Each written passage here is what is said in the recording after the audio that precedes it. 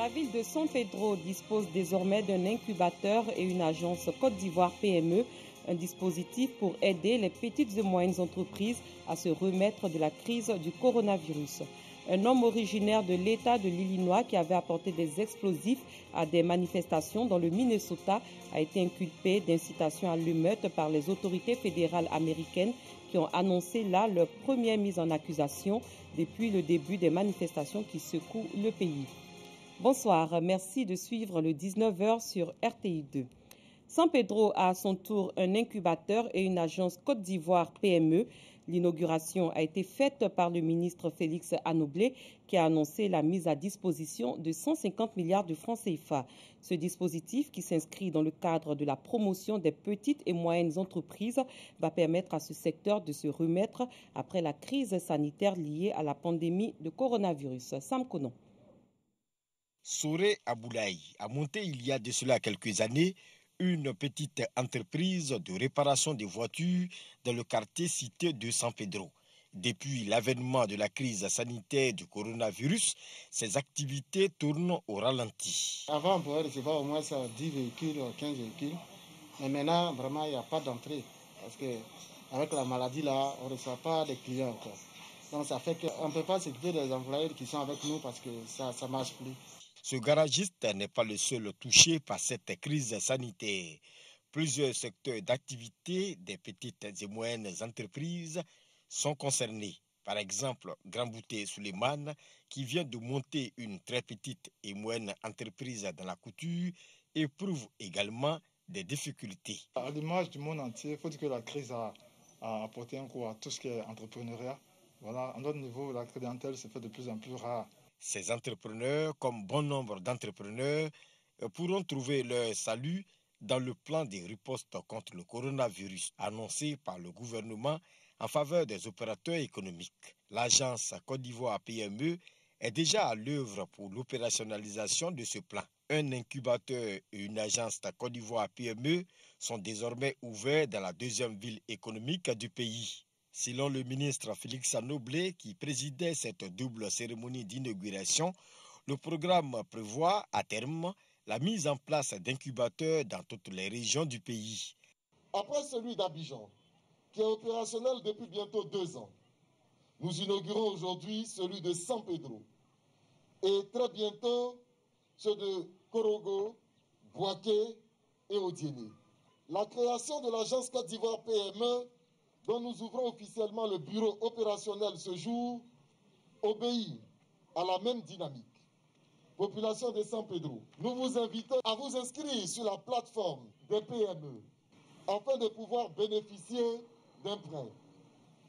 Au sein de ce bureau opérationnel, l'agence Côte d'Ivoire PME aura à mettre en œuvre diverses activités d'accompagnement des entreprises, dont l'assistance technique aux PME, aux TPE et aux entrepreneurs.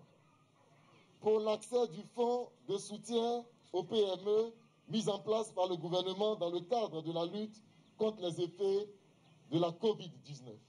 En tout cas, cette agence est la bienvenue à San Pedro ici. Parce que s'il fallait aller à Abidjan pour s'inscrire, pour faire tout ça, si l'État est venu avec les mains chargées vers nous à San Pedro ici, nous sommes vraiment soulagés et nous sommes partants pour ça. Nous allons nous presser pour aller dans cette agence pour être les premiers bénéficiaires. 150 milliards de francs CFA sont disponibles pour l'ensemble du pays. Reste aux PME de s'inscrire. La phase de répression dans l'application du décret relatif au plafonnement du prix du riz, de la tomate concentrée, de la viande, de l'huile et de table et du sucre démarre ce mercredi 3 juin 2020. Cette phase fait suite à une période de 3 semaines de sensibilisation qui prend fin ce mardi 2 juin 2020. C'est pourquoi le directeur général du commerce intérieur a appelé à la solidarité et à la responsabilité sociétale des commerçants afin d'atténuer les difficultés des populations pendant la période de crise sanitaire liée à la pandémie à Covid-19. L'Union générale des consommateurs de Côte d'Ivoire plaide pour une gratuité de l'électricité, de l'eau et du loyer au cours des 3 derniers mois. En effet, la crise sanitaire du coronavirus a fragilisé économiquement plusieurs ménages. Pour ces familles, les factures d'eau, d'électricité et le loyer absorbent une grande partie de leurs revenus. Clément Beaucoup. L'eau l'électricité et le loyer, des dépenses considérables pour les ménages à revenus modestes.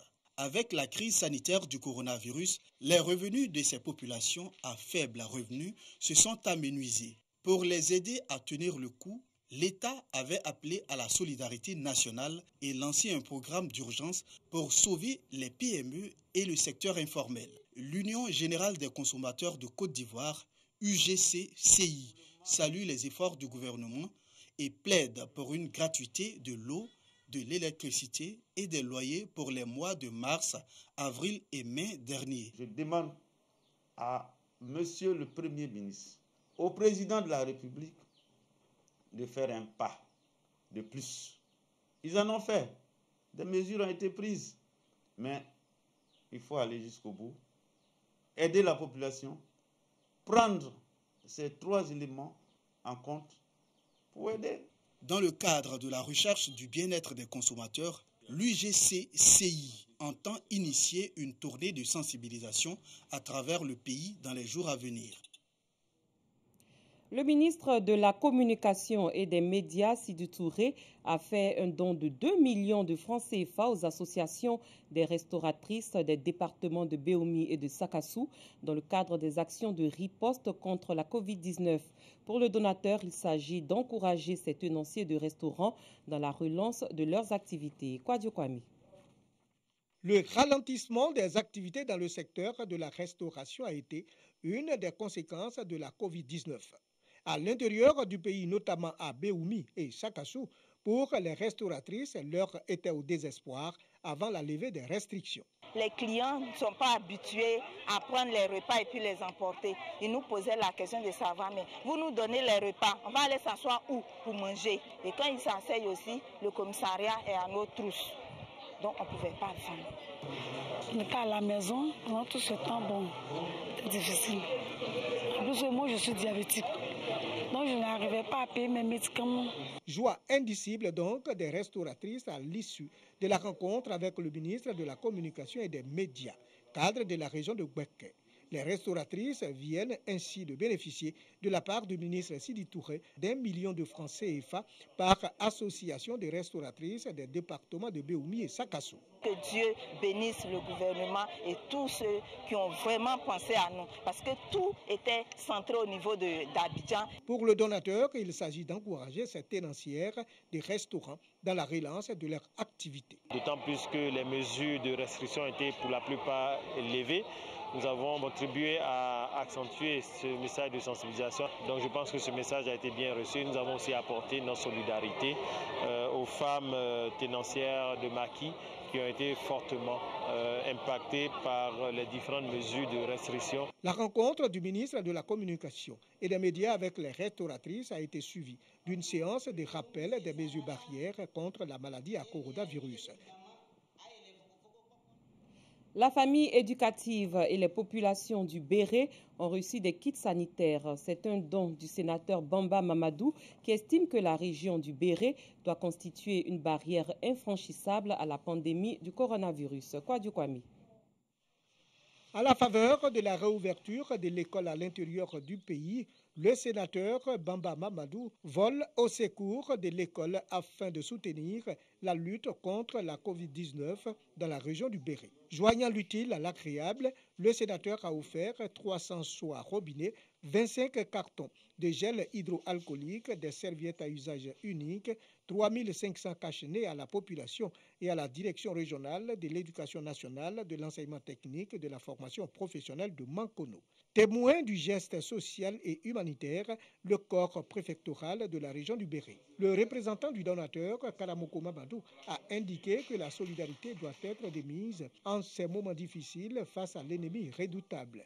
Que l'appel lancé par le gouvernement pour faire corps et barrage à la maladie Covid-19 est bel et bien entendu. Madame Bendenguessa, directeur régional de l'éducation nationale, de l'enseignement technique et de la formation professionnelle de la région du Béré, le délégué régional de la MUGEFSI et la présidente du COGES ont salué l'élan du cœur du donateur et l'acte qui vise à mettre à l'abri les populations du Béré face à la pandémie. Madame le ministre de l'Éducation nationale, elle-même, déjà, elle a fait le premier geste en mettant à disposition des kits en vue d'observer les mesures barrières. Et si des partenaires viennent à la rescousse, nous en sommes vraiment très heureux et c'est le bonheur des enfants. La cérémonie a pris fin par le rappel des mesures barrières afin d'éviter que la pandémie du coronavirus franchisse les limites de la région du Béret. Le ministère de la Santé et de l'Hygiène publique a enregistré ce mardi 2 juin 2020 73 nouveaux cas de Covid-19 sur 470 échantillons prélevés, soit 15,5% de cas positifs, 34 guéris et 0 décès. Pour une gestion efficace des frontières, l'Organisation internationale pour les migrations appuie l'État de Côte d'Ivoire à travers le projet « Renforcer la sécurité et la cohésion sociale aux frontières de la Côte d'Ivoire, RECIBO », financé par le gouvernement du Japon. Ce projet vient d'être matérialisé par la construction et l'équipement d'un poste de police frontière à Tiefenzo, sous-préfecture de Kimbirila Nord, dans le département de Minigna, à la frontière entre la Côte d'Ivoire et le Mali. F.Oui. Le poste de police frontière de Tiefenzo, département de Minigna, dans la région du Folon, inauguré par le ministre de la Sécurité et de la Protection civile, Vagondo Diomandé. Il a pour mission de relever les défis sécuritaires transfrontaliers entre la Côte d'Ivoire et le Mali. Ce qu'on y gagne, c'est les perspectives de se mettre ensemble pour lutter contre tout ce qui est fléau, immigration clandestine, la grande criminalité, le terrorisme, tout ce qui peut être source de chagrin pour nos populations. Et justement, les populations impactées de part et d'autre de la frontière se réjouissent de la mise en service de ce poste. Le poste frontière qu'on vient d'inaugurer tout de suite ne fait que renforcer notre sécurité. Vraiment, en tant qu'élus locaux, je suis là à côté de mes collègues ivoiriens pour les accompagner et pour partager la joie avec eux. La première sous-préfecture même du Mali qui est collée à notre village a été attaqué l'année dernière. Donc dire aujourd'hui qu'il y a un poste ici, c'est rassurant pour nous. On est tellement content d'avoir un poste frontalier ici pour pouvoir faire la sécurisation de la Côte d'Ivoire. Partout où nous avons eu la présence statique vraiment de nos forces, la sécurité a été toujours de mise. Donc c'est un ouf de soulagement pour nos populations. Je dis à la population de respecter les forces de l'ordre qui seront ici, parce qu'ils sont là pour leur sécurité, mais ils sont là aussi pour faire respecter la loi. Donc ils respectent les forces de l'ordre qui seront vraiment à Tiefenzo. L'édifice comprend un bâtiment administratif, une salle radio, un bureau pour le chef de poste, 2 vestiaires, 2 chambres de sûreté, entre autres. Il est réalisé dans le cadre du projet « Renforcer la sécurité et la cohésion sociale aux frontières de la Côte d'Ivoire » dénommé RECIBO. Un projet mis en œuvre par l'Organisation internationale pour les migrations, OIM, avec un financement du Japon à hauteur de plus de 576 millions de francs CFA. En marge de cette inauguration, un lot d'équipements sanitaires a été remis aux agents pour la lutte contre la propagation du coronavirus. Une remise due à un projet financé par l'Allemagne. Le poste de police frontière de Tiefenzo est le 6e poste du genre construit par l'OIM et le 2e financé par le Japon. Ailleurs, les autorités indiennes ont évacué ce mardi des habitants de la côte occidentale du pays d'Asie du Sud à l'approche d'un cyclone. Rare tempête a affecté la mégapole de Bombay. Les cyclones sont extrêmement rares à Bombay, construite face à la mer d'Arabie. La dernière tempête d'importance à avoir frappé la ville remonte à 1948 et avait tué 12 personnes et blessé plus d'une centaine. Un homme originaire de l'État de l'Illinois qui avait apporté des explosifs à des manifestations dans le Minnesota a été inculpé d'incitation à l'émeute par les autorités fédérales américaines qui ont annoncé là leur première mise en accusation depuis le début des manifestations qui secouent le pays. Cet homme de 28 ans, Matthew Lee Rupert, a fait 500 km pour se rendre au sud de Minneapolis avec l'intention de piller et causer des dégâts, affirment les documents transmis à un tribunal fédéral lundi. Ce passage d'un État à l'autre donne au gouvernement fédéral le droit de le poursuivre. Fin de ce 19h. Merci de l'avoir suivi. Très bonne soirée. À très bientôt.